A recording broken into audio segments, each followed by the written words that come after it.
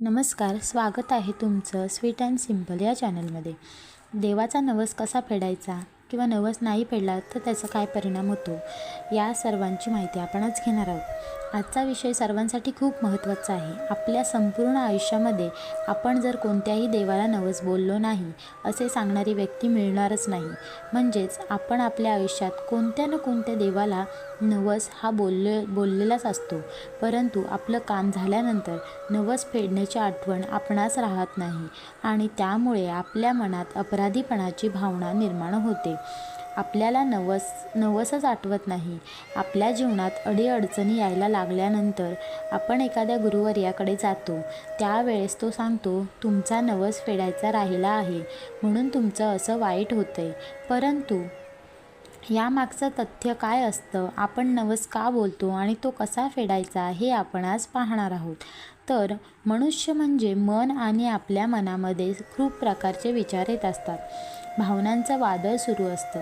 काही कामे पूर्ण होत नाहीत. ती कामे पूर्ण होण्यासाठी आपण देवाला नवस बोलत असतो की हे माझं काम होऊ दे, मग मी हे देईन, ते करेन. नवसाचे अनेक प्रकार असतात. मात्र आपलं काम होतं परंतु आणि तो फेडायचा आपण विसरतो. जेव्हा आपण संकटामध्ये असतो तेव्हा मात्र आपण पटकन नवस बोलून जातो, परंतु काम झाल्यावर आपण नवस फेडायचं टाळत असतो. आणि अनेक वेळेस पूर्वजांनी नवस बोललेला असेल तर ते काही लक्षात राहत नाही. अशा वेळेस काय करायचं, किंवा देवाचा नवस नाही फेडला तर देव आपल्याला शिक्षा करतो का? तर पहिल्यांदा एक लक्षात घ्या, देवाविषयीची व्याख्या खूप छोटी आहे.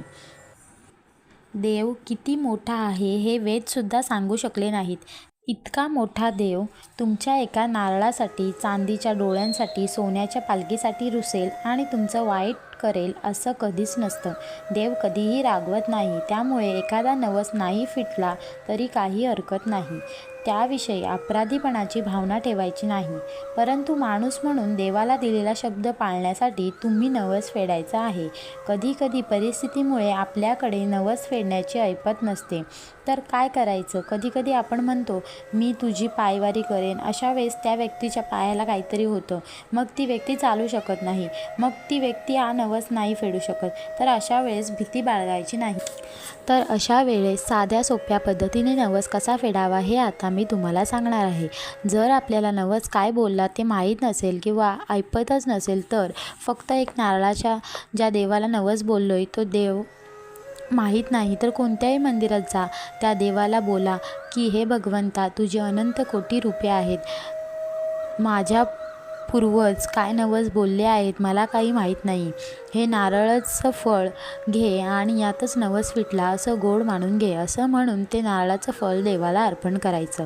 परंतु देवाला जर तुम्ही ओळखता तर तुम्ही नवस बोलायलाच नको, कारण हा परमेश्वर तो किती मोठा आहे माहीत नाही. त्याला नारळ, सोनं, चांदी हे नको असते. हा आपल्या मनाचा भाव असतो. नवस पूर्ण झाला किंवा नाही झाला तर देव कोप करत नाही, देव काहीही करत नाही. म्हणून देवाला नवसच करत जाऊ नका. तुमच्या प्रारब्धात असेल तरच ते मिळेल. देवाची फक्त तुम्ही शुद्ध भावनेने भक्ती करा. त्यामुळे नवसाविषयीचे गैरसमज ठेवू नका. ईश्वर तुमचा भाव जाणतो. तो सदैव आपल्या पाठीशी असतो. तो आपल्या सर्व इच्छा पूर्ण करत असतो.